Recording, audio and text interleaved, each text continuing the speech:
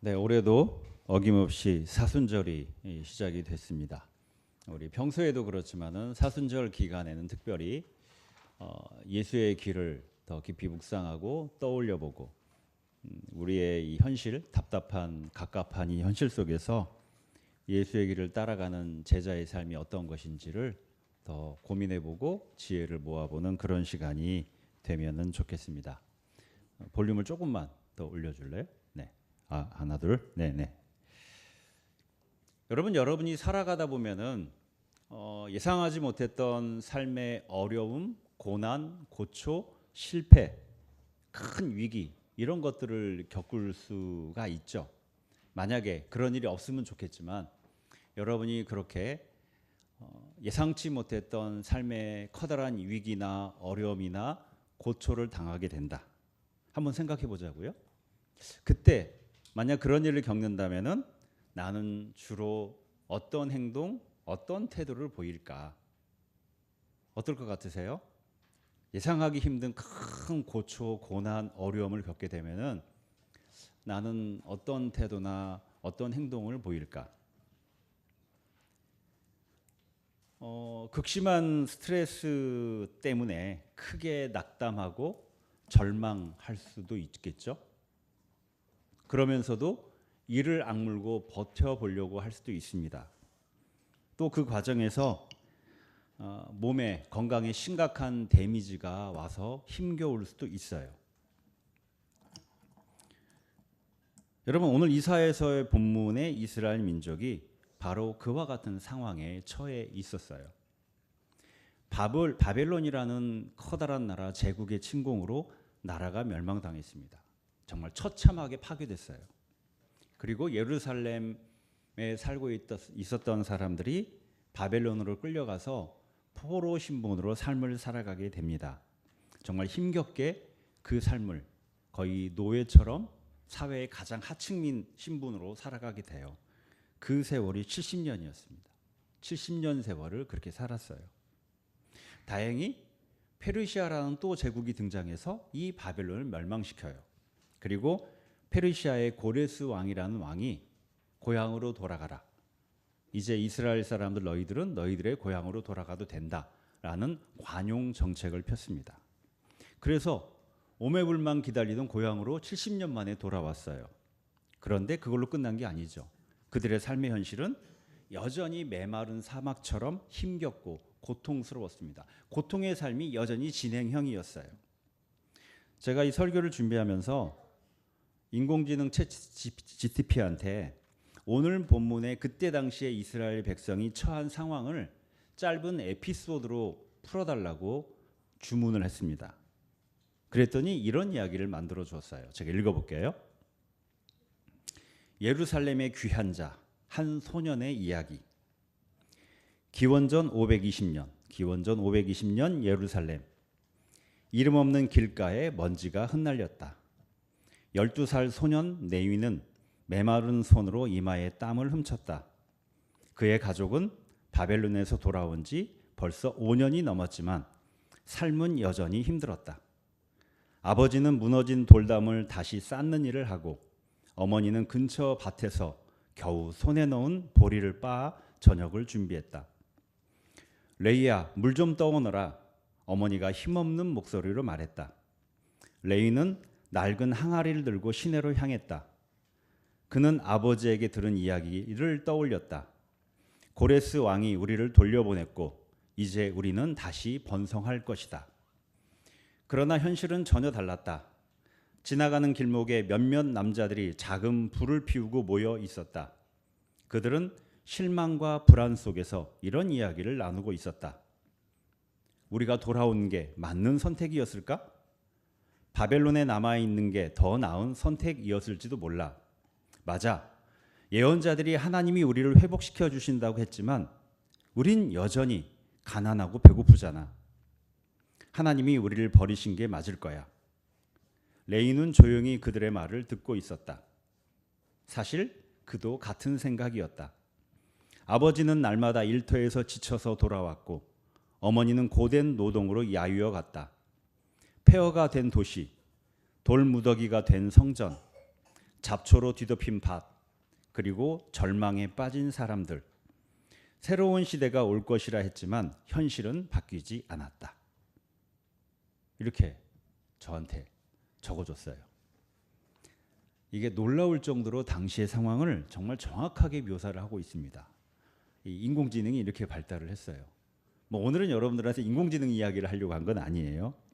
어떻든 이처럼 지금 읽은 것처럼 그때 당시에 이스라엘 사람들의 삶의 현실은 암울하고 매일 버겁고 힘겨운 삶을 살아야만 했다는 겁니다. 고향으로 돌아왔지만 어쩌면 바벨론 그곳에 있었을 때가 더 나았을지도 몰라. 이런 생각이 자연스럽게 들 만큼 황량한 일상이 매일매일 펼쳐졌다는 거죠. 그런 현실 속에 있는 이스라엘 사람들에게 하나님께서 주신 말씀이 바로 오늘 본문이에요. 사방이 단단한 벽으로 막힌 것 같은 그 막막한 현실 속에서 하나님께서 그 이스라엘 백성들에게 새하늘과 새 땅을 이야기하고 계시는 거예요. 새하늘과 새 땅. 이전과는 전혀 다른 세상이 너희들의 역사에, 너희들의 삶에 펼쳐진다 말씀하시는 겁니다. 이전 것들은 기억되거나 마음에 떠오르거나 하지 않을 것이다. 이전 것들, 멸망당하고 포로로 끌려가고 70년 동안 살았던 그 비참한 역사, 그거는 기억되거나 마음에 떠오르거나 하지 않을 것이다. 기억조차 되지 않는다는 거예요. 내 마음속에 트라우마로 살아남아가지고 계속 나를 괴롭히지 않을 거라는 거죠. 전쟁의 포화 속에서 죽음의 공포로 두려워 떨어야 됐고 그 이후에 계속된 가난과 억압 속에서 비천한 삶을 살아야 됐어요. 그때 그 느꼈던 모멸감, 그게 대를 이어져서 오고 있었던 거죠. 그런 것들이 전혀 기억나지 않는 새로운 세상, 오직 기쁨과 즐거움으로 가득 찬 그런 세상이 올 거다. 하나님이 그런 세상을 만들어 줄 거다. 너희들의 삶이 그렇게 될 거다. 여러분, 지금 이스라엘 백성들의 매일매일은요, 오늘 본문에 나오는 것처럼 울음소리와 울부짖는 소리로 가득 찬 나날이었어요. 여기서 울음소리는 장례식장의 울음입니다. 죽음의 울음. 울부짖는 소리는 삶의 맨 밑바닥에 고통에 처한 사람들이 울부짖는 소리예요. 그게 이스라엘 사람들의 현실이었거든요. 그런데 그 소리가 다 사라진다는 겁니다. 다시는 그런 고통이 찾아오지 않는다는 거예요. 여러분 믿을 수 있겠어요? 아무리 하나님의 말씀이지만 여러분이 그때 당시에 이스라엘 사람이라면은 이 메시지를 믿을 수 있겠어요? 쉽지 않을 거예요. 아니, 믿기 매우 어렵습니다. 여러분 지금 우리 계엄과 탄핵의 이 전국에 어제도 막 이러면서 막 그 길거리에서 막 그러고 막 다시 관저로 갔잖아요. 어제 그런 일을 보니까 이게 참 쉽지 않다. 이러다가 진짜 나라가 엉망진창이 되는 거 아니야? 만에 하나 헌법재판소에서 예상치 못한 일이 벌어진다면 벌써 이런 소리가 나오잖아요. 우리나라의 현실이, 그래서 우리 개개인의 삶이 더 나빠질까 봐 많은 사람들이 크게 걱정하고 염려합니다. 아마 어제 그 일 때문에 지난 밤을 제대로 잠을 못 이룬 분도 있을지 몰라요. 여러분 우리가 처한 현실이 이 정도인데도 우리의 마음이 상심이 크고 불편하고 불안하고 그렇잖아요. 근데 그때 당시에 이스라엘 사람들은요, 실제로 망했어요. 완전히 망했습니다. 처참하게 삶의 기반이 모든 게 다 파괴됐어요. 폭삭 망했어요. 그리고 그 상태로 여러분 우리는 탄핵하고 지금 3개월째예요. 근데 그때 당시에 이스라엘 사람들은 그 폭삭 처참하게 파괴된 그 상태로 70년을 살았어요. 70년. 일제 식민지 시대의 2배예요. 대를 이어서 70년이면 3대째예요. 3대째. 대를 이어서 헐벗고 비참한 상태의 삶을 살아가고 있는 겁니다. 근데 오늘 하나님의 이 말씀이 믿어지겠어요? 믿을 수가 있겠어요? 믿고 싶어도 믿어지지 않을 수 있어요. 근데 참 희한하게도 진짜 희한한 사람들이에요. 그들은 믿었습니다. 그들은 믿었어요. 여러분 오늘 이사야서 본문은 이스라엘 백성을 향한 하나님의 선포이면서 동시에 이스라엘 백성들의 고백이기도 해요. 이스라엘 백성들의 고백. 이들은요, 그 어둡고 고통스러운 현실 속에서 결국은 하나님이 창조하실 새하늘과 새 땅을 믿었어요. 그리고 이 믿음의 고백이 이후에 500년간 이어져 갑니다. 500년을 넘게 그 희망을 가지고 산 거예요. 여러분, 성경의 맨 마지막 책이 요한계시록이잖아요. 요한계시록이 끝이 어떻게 끝나느냐? 새하늘과 새 땅이 결국은 이루어진다. 새 예루살렘, 하나님이 창조하신 새하늘과 새 땅이 결국은 임하게 될 것이다. 이 고백으로 끝이 나요. 그게 이 오늘 이사야서 본문과 연결되는 겁니다. 500년 동안 그 희망을 놓지 않았어요. 조선시대 초기에 시작된 희망이 지금까지 오는 거죠. 정말 희한한 민족이에요. 근데 그 500년 동안 이들이 어떤 삶을 살았느냐? 새하늘과 새 땅은 희망처럼 곧 오지 않았어요. 오히려 더 깊은 수렁에 빠진 것 같은 역사가 계속 반복됐습니다. 페르시아의 관용 정책으로 이제 숨을 좀 쉴까 했더니 알렉산더라는 사람이 대군을 이끌고 페르시아를 멸망시킵니다. 그리고 이스라엘 지역에도 침략을 해요. 무자비한 학살이 자행됐습니다. 여러분, 우리는 알렉산더를 위인이라고 생각하지만 당시 알렉산더 군대가 정말 무자비한 학살의 무기를 가지고 만행을 저질렀대요. 그리고 그 알렉산더가 갑자기 죽었죠? 그랬더니 그 권력을 차지하려고 하는 부하 장군들이 서로 치고받고 싸웠어요. 근데 하필 그 부하 장군들이 치고받고 싸우는 그 주된 전쟁터가 이스라엘 땅이었어요. 그 그리스 제국하고 아무런 이해관계도 없는 이스라엘 사람들이 그 참혹한 전쟁의 가장 큰 피해자가 된 겁니다. 그러다가 잠시 하마스 왕조라고 해서 독립된 왕조를 이룬 시기도 있었습니다. 독립전쟁을 해가지고. 근데 곧 로마 제국이라고 하는 역사상 가장 강력한 군대의 폭력을 겪게 돼요. 새하늘과 새 땅은커녕 계속되는 식민 지배 속에서 가난과 차별과 억압의 세월을 살아야만 했어요. 그런데도 진짜 이상하게 이들은 새하늘과 새 땅, 결국은 하나님이 정의와 자비로 또 사랑과 평화로 이루실 하나님 나라에 대한 희망을 놓지 않았다는 거예요. 살아서 안 되면 내가 죽어서라도 결국은 나는 그 하나님 나라 새하늘과 새 땅의 백성으로 살 것이다. 이 믿음을 가졌어요. 그래서 후대로 갈수록 굳건한 부활신앙, 굳건한 천국에 대한 신앙이 이들에게 생겨지게 된 거죠. 그 믿음으로 그 암울한 현실을 견디고 살아냈다는 거예요.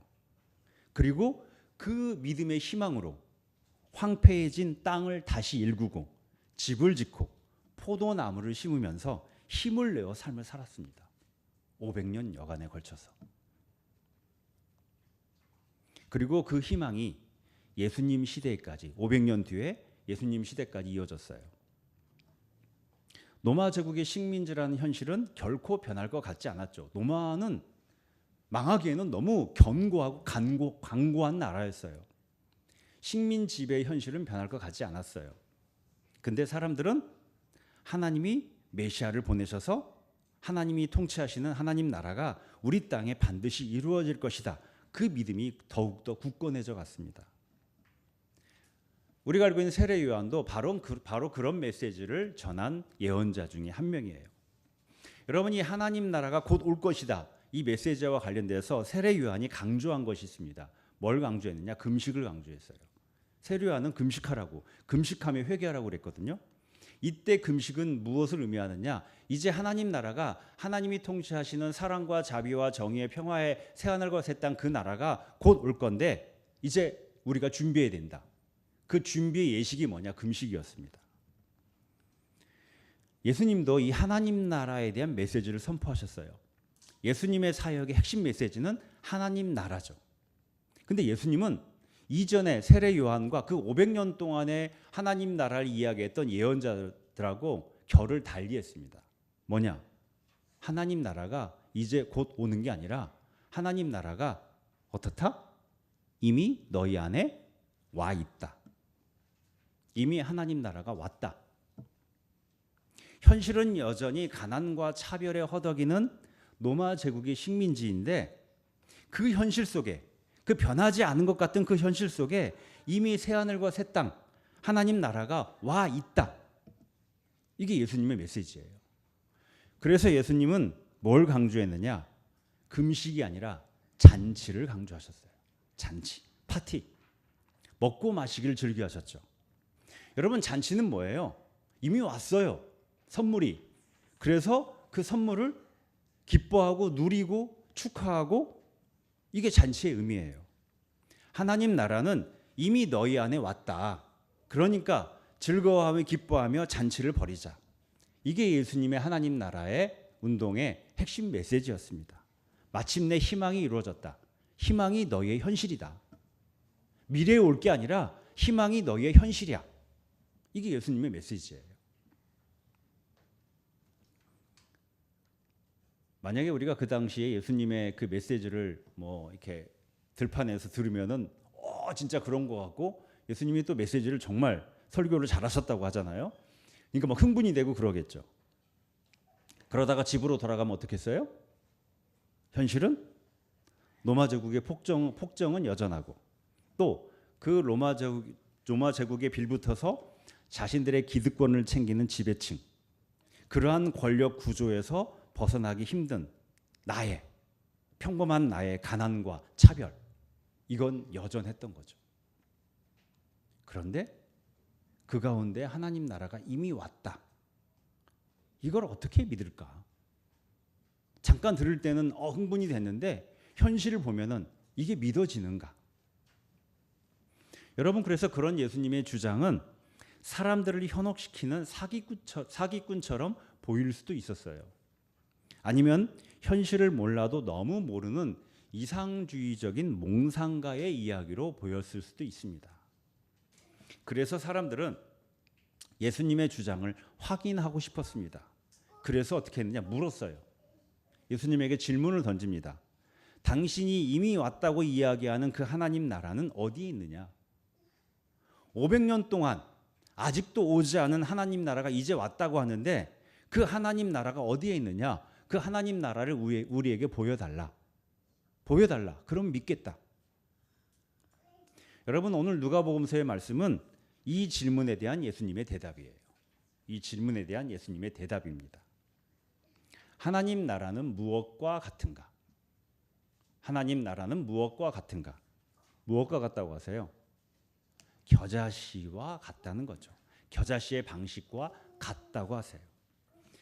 씨앗 중에 우리가 잘 아는 것처럼 겨자씨는 씨앗 중에 가장 작은 씨앗 중에 하나입니다. 자, 그걸 심었어요. 그랬더니 자라고 자랍니다. 뭐가 됐다고 그래요? 나무가 됐대요. 근데 그 나무가 어느 정도로 큰 나무가 됐느냐? 새가 보금자리를 만드는데 나무 줄기에 보금자리를 만든 게 아니에요. 나무의 가지 하나에 보금자리를 만들었어요. 나무의 가지 하나에 보금자리 만들 정도로 나무면은 아름드리 큰 나무죠. 그렇게 자랐다는 겁니다. 여러분, 겨자는 나무가 아니에요. 겨자는 풀입니다. 풀이 아무리 크게 자라도 결코 나무가 될 수 없어요.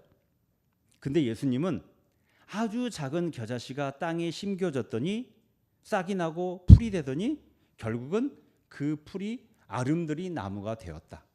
그렇게 현실의 한계를 넘어서서 자라고 자라는 생명력, 그게 하나님 나라다. 그 놀라운 생명력, 그게 하나님의 나라라는 겁니다.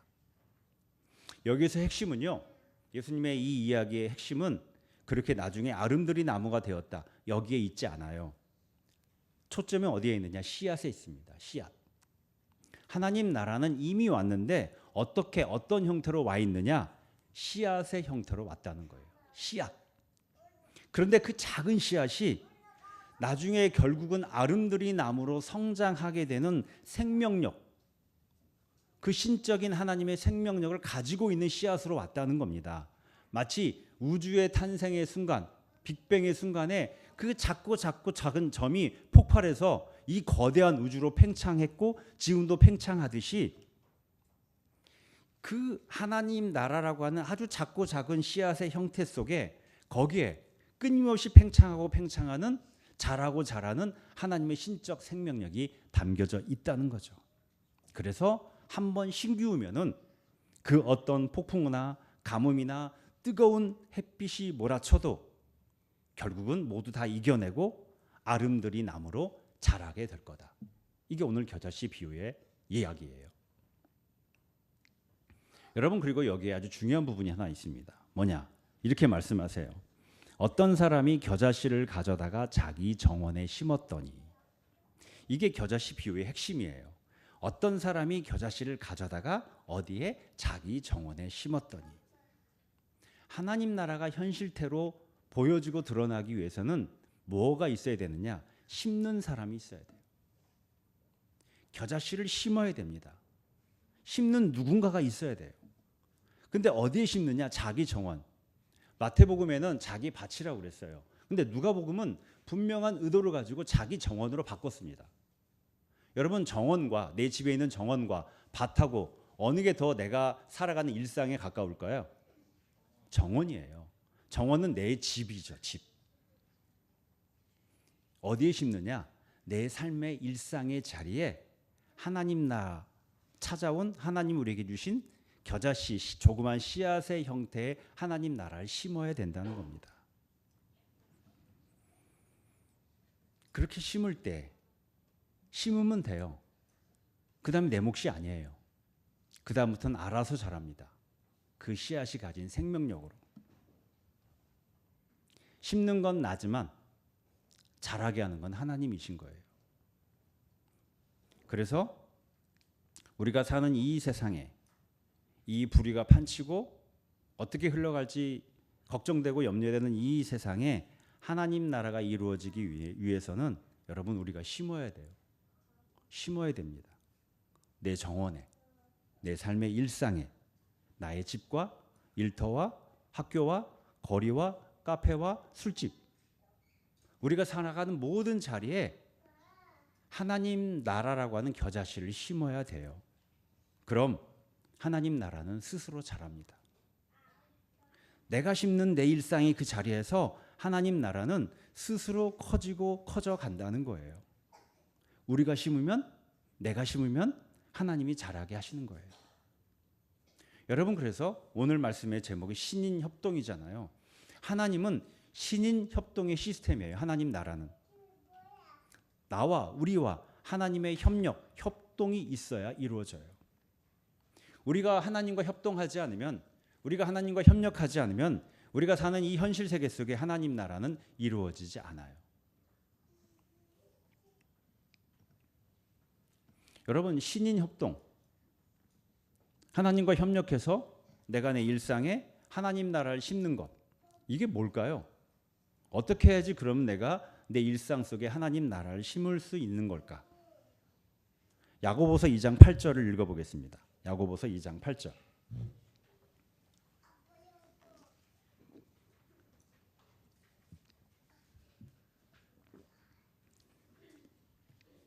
야고보서 1장 8절 같이 읽어볼까요? 네, 시작. 여러분이 성경을 따라 내 이웃을 내 몸같이 사랑하라는 으뜸 가는 법을 지키면 잘하는 일입니다. 성경에 으뜸 가는 법이 뭐예요? 우리 어린이 여러분, 이제 지루해서 몸이 이제 뒤틀리고 있어요. 성경에 으뜸 가는 법 뭐예요? 지금 읽은 거? 그렇죠. 내 이웃을 네 몸처럼 사랑해라. 네, 맞아요. 내 이웃을 네 몸처럼 사랑해라. 이게 왜 으뜸일까요? 이게 왜 으뜸일까? 하나님의 속성, 하나님의 정체성 중에 으뜸이 사랑이기 때문이에요. 하나님 나라는 하나님의 사랑으로 다스려지는 나라이기 때문이에요. 그래서 우리가 스스로 하나님의 사랑 안에서 내가 나를 온전히 사랑하고 또 그 사랑으로 내 이웃을 온전히 사랑하면, 그런 사랑을 지향하면 그게 내 일상에 하나님 나라를 심는 거라는 겁니다. 그러면 돼요. 그러면 하나님 나라는, 그 사랑의 나라는 하나님에 의해서 스스로 자라고 자란다는 거죠. 알아서 자랄 거라는 거예요. 오늘 야고보서 본문을 보면은 이 사랑을 뭐하고 연결시키느냐? 차별과 연결시키고 있어요. 차별. 사람이 사람을 차별하는 것은 뭐가 아니다? 사랑이 아니다. 차별하는 것은 사랑하지 않는 것이고 그건 뭐냐? 죄를 짓는 것이다. 그래서 차별하는 사람을 뭐라고 하느냐? 차별하는 사람은 하나님의 법을 어긴 뭐라고 표현했어요? 범법자라고 하고 있습니다. 범법자. 여러분 이 말씀에 따라서 지금의 한국 교회를 보면 어떨까요? 차별금지법을 가장 강력하게 반대하는 집단이 주류 한국교회입니다. 성소수자와 함께 했다는 이유로 목사님들이 정당한 소명 절차를 무시하고 출교라는 최고 징계를 받고 있어요. 이게 지금도 이루어지고 있는 현실입니다. 신학대학을 입학하거나 또 신학대학의 교수가 되거나 또 목사가 되기 위해서는 반드시 서약을 해야 돼요. 나는 동성애를 반대한다. 여러분 그리고 지금 이 탄핵 정국과 관련돼서 광화문파, 여의도파라고 그렇게 불리는 거기에 모인 기독교인들 대부분들이 기독교인들이잖아요. 그들이 발언과 행동 어떨까요? 오늘 본문에 따르면은 모두 뭐예요? 범법자예요. 범법자. 교회가 하나님의 법을 어긴 범법자의 소굴이 되어가고 있다는 거죠. 이게 예수님 당시에 사두개인하고 바리새인들이 예수님에게 들었던 이야기입니다. 그때 당시에 가장 신앙적이라고 했던 사두개인들하고 바리새인들이 범법자 중에 범법자였던 거예요. 사람을 차별하고 사람을 억압하고 그건 사랑하지 않는다는 거죠. 그리고 사랑은 하나님의 법이기에 그렇게 차별하는 억압하는 신앙의 이름으로 그거는 하나님의 뜻을 어기는 범법 행위라는 겁니다. 그런 현실 속에서 우리는 우리가 가진 작은 힘이라도 겨자씨처럼 자그마하게 보이는 힘이라도 이 땅에 하나님 나라가 퍼져갈 수 있도록 그래서 교회가 조금이라도 더 교회다워지도록 그리스도인들이 예수의 길을 진정으로 따르며 살아갈 수 있도록 사랑이라고 하는 하나님 나라의 씨앗을 심어야 됩니다. 그렇게 더욱더 이웃을 사랑하고 사랑해야 하는 거죠. 여러분 그래서 우리는 매년 사순절에 이렇게 선한 사마리아인 예배를 드리고 선한 사마리아인 캠페인을 하고 있어요.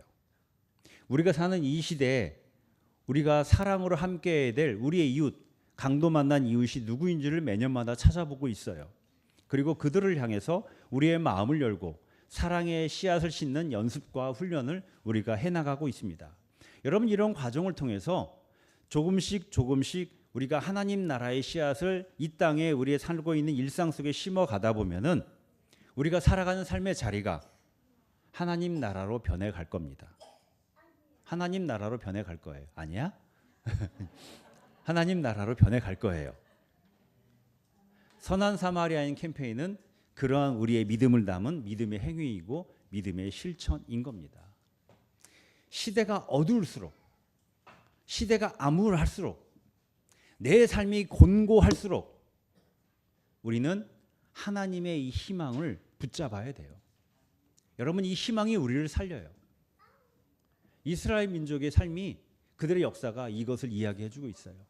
희망 때문에 풀들로 가득하고 사막처럼 변해버린 논과 밭을 다시 일구고 희망 때문에 부서진 집을 다시 고치고 희망 때문에 거기에 포도나무를 심고 희망 때문에 거기에 무화과나무를 심고 그래서 황폐된 토양이 결국은 곡식을 열매 맺는 농과 밭이 되게 만들고 세상 땅과 산이 변하게 만들고 그런 삶을 살아갔다는 거예요. 성경은 희망의 책입니다.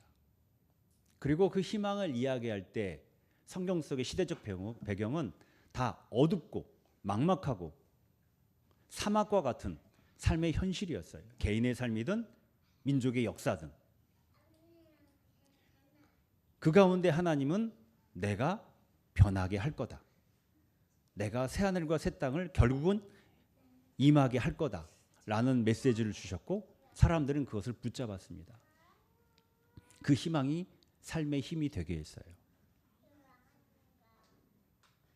여러분, 그래서 올해는 그런 희망의 우리의 여정을 위해서 보다 구체적으로 우리 기도에도 나온 것처럼 우리 민족의 독립을 위해서 헌신한 독립유공자들의 후손, 그 중에서 러시아와 중앙아시아 지역에 거주하는 고려인이라고 불리는 분들을 우리가 만나보려고 합니다.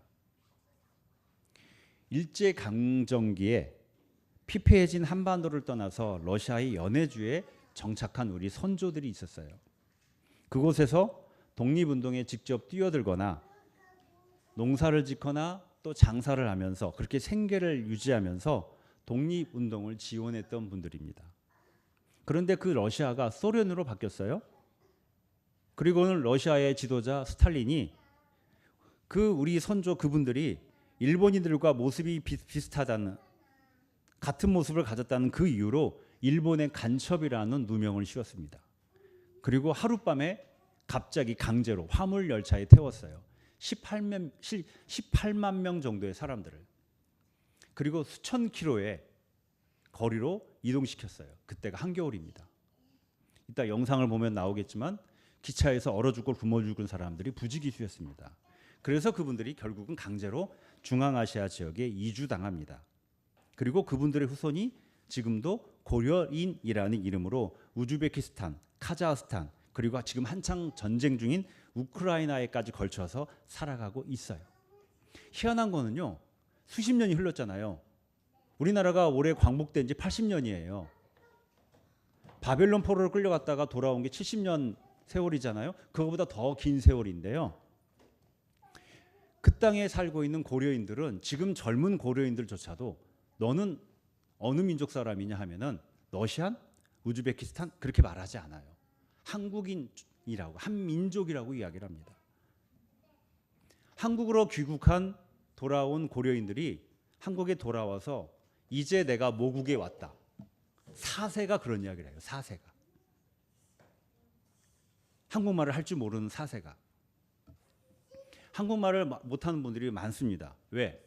소련이 러시아말, 소련말 이외에는 한국어나 다른 이민족의 말을, 소수민족의 말을 못 쓰게 만들었거든요. 그런 와중에도 우리보다 우리 민족의 문화를 더 잘 지켜왔고 한국인이라고 하는 분명한 민족 정체성을 가지고 살아왔던 분들입니다. 한번 영상을 보도록 하겠습니다.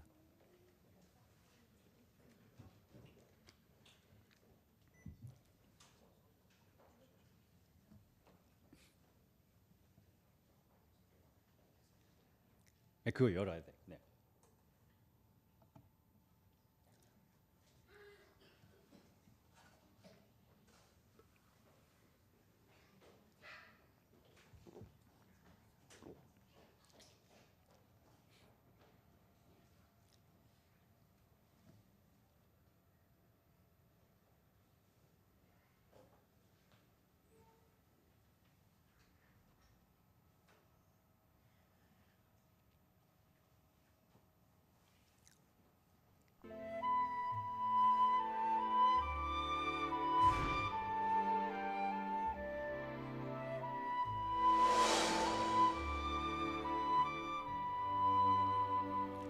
고려인은 1860년대부터 오늘날까지도 계속해서 세계를 떠돌고 있는 그러한 유랑인이라고 볼 수도 있습니다. 본격적으로 보다 많은 사람들이 이주한 것은 1905년 을사늑약으로 인해서 저희가 그 외교권을 빼앗긴 이후에 우리 조선의 국권 회복, 또 나아가서 독립운동을 하기 위해서 많은 분들이 이제 러시아 그 연해주로 이주를 하게 됐다라고 이렇게 좀 말씀을 드릴 수 있고요. 안중근 의사라든가 또는 이상설, 이종, 또 최재형, 문창법, 또 이동희, 수많은 사람들이 독립을 위해서 이제 투쟁했다라고 말씀드릴 수 있습니다.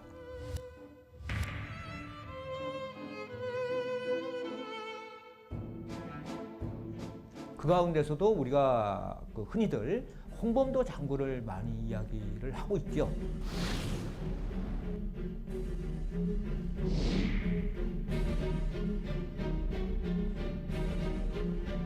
홍범도 장군 같은 경우는 뭐 청산리 전투라든가 봉오동 전투에서 승리를 이끈 가장 대표적인 진짜 항일 영웅 중의 영웅으로 알려져 있고요.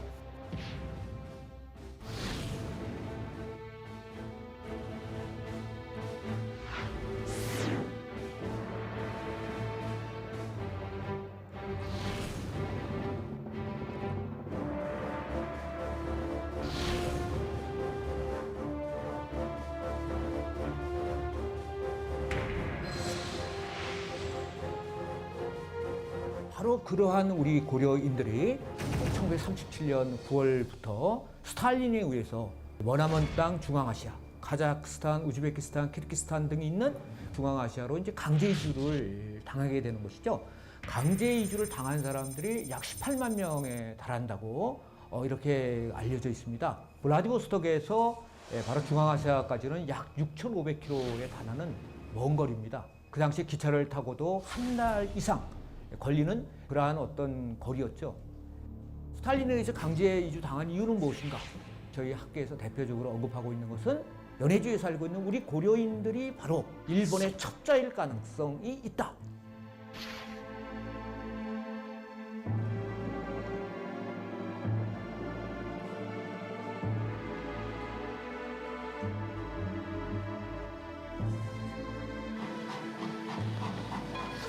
그때 빠빠 사람들을 데려가고 온다 싣고 온 게 내 제고만 게 세상에 아무 세상도 모르지.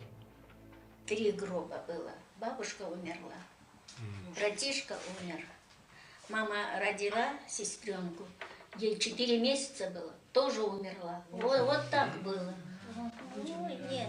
То когда они ехали в поезде этом, что она тогда потеряла свою дочку.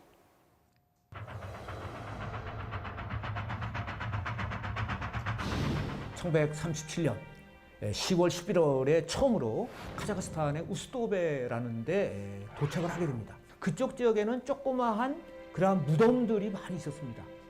겨울에 도착한 우리 그 고려인들은 춥고 배고팠기 때문에 무덤을 하나의 집으로 생각해서 거기에 이제 정착을 했고 많은 사람들이 우스도베에서 희생이 됐습니다.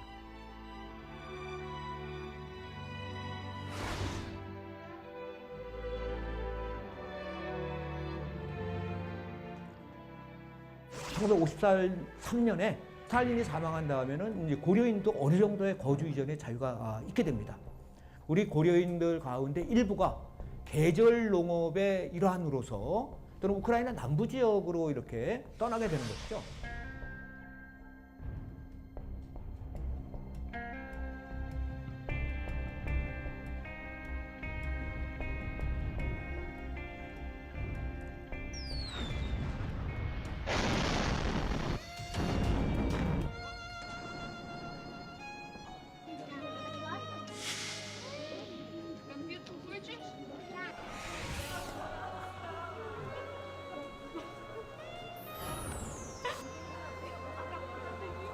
고려인들은 한 번도 자신이 한국인이라는 그러한 정체성을 잊은 적이 없습니다.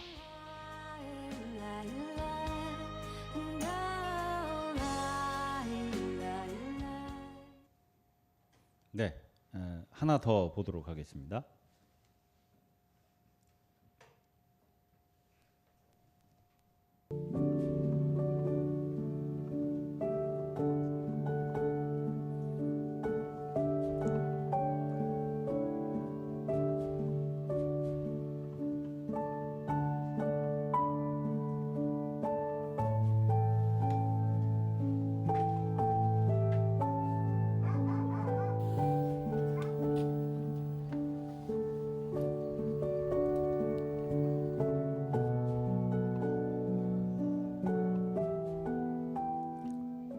우리 할아버지 원도 원동에 있는 언제 왔어? 1920년 아마 1920년. 대성을 치었어. 이름이 이종국.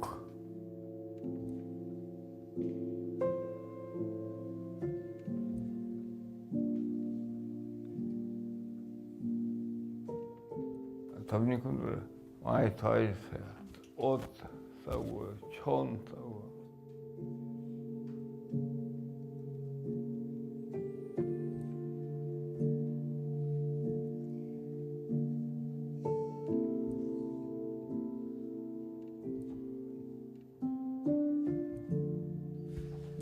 누가 울지 마라.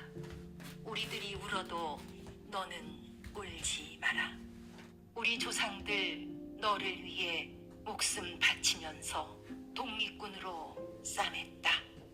그러나 그 기쁜 날 멀리서 보고만 있었다.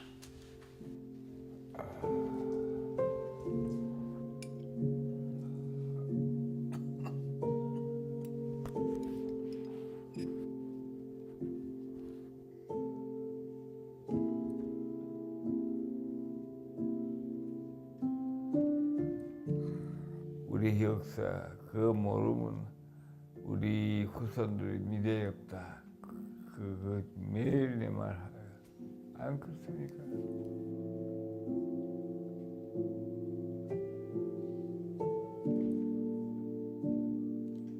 네. 우리 민족이 식민 지배에서 해방된 지 올해가 딱 80년입니다. 근데 아직도 우리 역사의 불의함이 제대로 정리되지 않았고 청산되지 않았어요.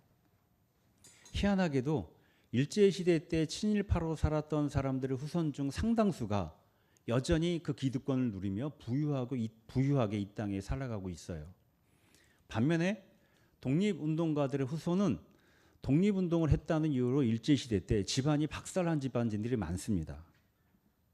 그리고 그게 해방된 이후에도 계속 이어져서 지금까지도 가난과 궁핍을 벗어나지 못하고 있는 거예요. 여러분, 고려인들은 이런 우리의 역사적 모순의 상징과도 같은 분들이에요. 지금 국가적으로 혼란스러운 이 시기에 이게 왜 이런 일이 일어나는가? 우리나라의 우리 민족의 역사 바로 세우기를 제대로 하지 못해서 일어난 거죠. 그게 얼마나 중요한지를 우리는 이 시기에 절감을 하고 있습니다.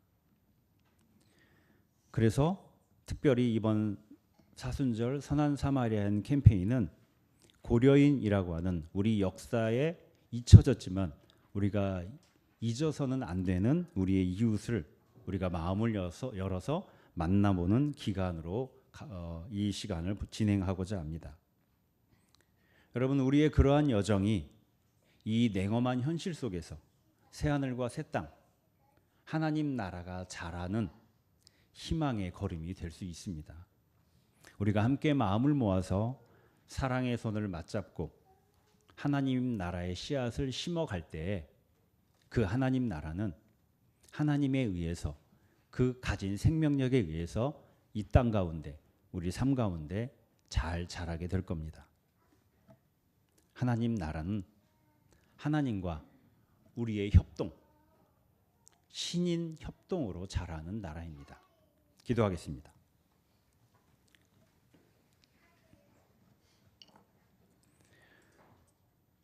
정의와 평화의 하나님, 사순절을 맞이하며 우리의 이웃과 함께하는 선한 사마리아인 캠페인을 시작합니다. 하나님 나라의 씨앗을 심는 귀한 여정이 되게 하옵소서. 올해는 특히 독립유공자들의 후손 중에 고려인들을 만나고자 합니다. 이 기회를 통해 우리 역사를 더욱 제대로 알고 하나님의 정의와 평화가 이루어져 가는데 마음과 힘을 모으게 하소서. 하나님 나라를 자라게 하시는 하나님의 활동을 믿음으로 기대하며 기꺼이 하나님 나라의 씨앗을 심어가는 우리가 되게 하옵소서. 예수님의 이름으로 기도합니다.